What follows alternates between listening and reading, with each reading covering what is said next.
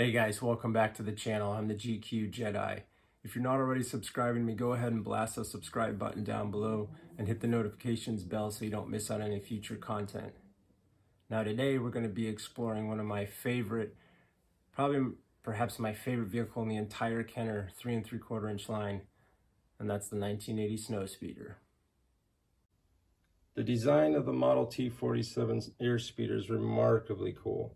This small wedge-shaped low-altitude two-man vessel was widely used by the rebels during the Battle of Hoth. Outfitted with two front laser cannons and a harpoon that fired out the back, the Snowspeeder was the Rebel Alliance's first and only defensive vehicle used during the Empire's invasion of the snowy planet. Too true, Kenner did in fact create and release a whole set of Hoth vehicles separate from the Snowspeeder, otherwise known as the mini-rigs. But that's a video for another time. Today, we're staying in the cockpit of the Snowspeeder. The might of the Empire was largely unmatched due to its size and numbers. Size and numbers were factors that would definitely play key roles in the fight against the rebellion. To kids and audiences everywhere, seeing the AT-ATs loom high on the horizon was something of a marvel. Yet the rebels didn't see it that way and gave Vader's army a run for his money. They answered the call of the fight by deploying a squad of snowspeeders who, despite their best efforts from their pilots and gunners, remained ineffective at shooting the walkers down. In a last-ditch effort, Commander Luke Skywalker instructed the pilots to use their harpoon and tow cables to trip up the four-legged monstrosity and bring it to its knees. Luckily, Kenner continued its promise to create cool toys, as the 1980 Snowspeeder did not disappoint.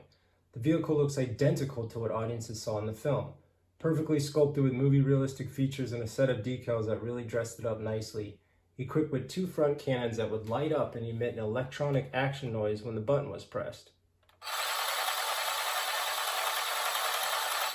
thus giving kids the opportunity to recreate their favorite moments from the Battle of Hoth.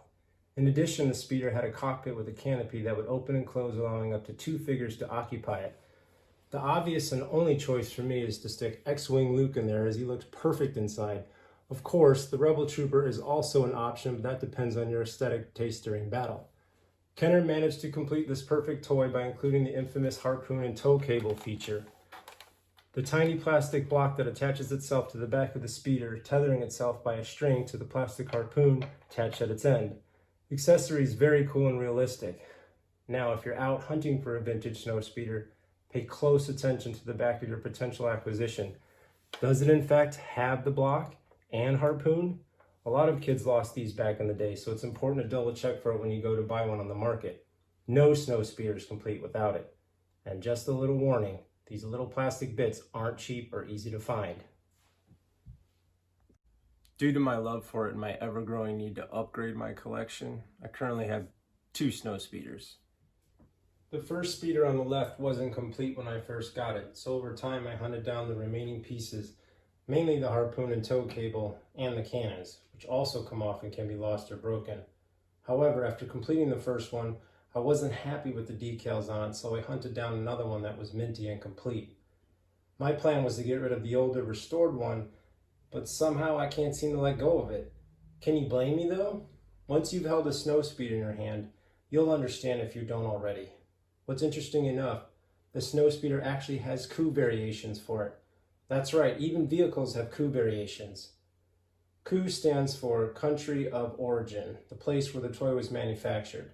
Back in the 80s, Kenner's factories used different molds sometimes, thus resulting in toys being stamped slightly differently. As it turns out, the fully restored speeder on the left is actually a raised bar coup variation.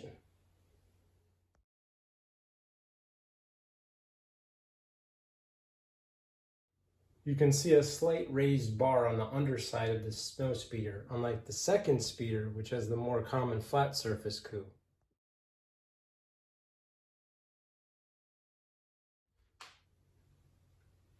Nothing makes either more or less valuable, but it's still a cool factoid about the 1980 Hoth Snowspeeder. Thanks for tuning in today, guys. I hope you learned a little something about the Kenner 1980 Snowspeeder. And if you did like the video, go ahead and give the like button a thumbs up to help the channel. And if you're not already doing so, go ahead and blast the subscribe button and the notifications bell so you stay current with all my future videos. And remember, Collect or collect not, there is no try.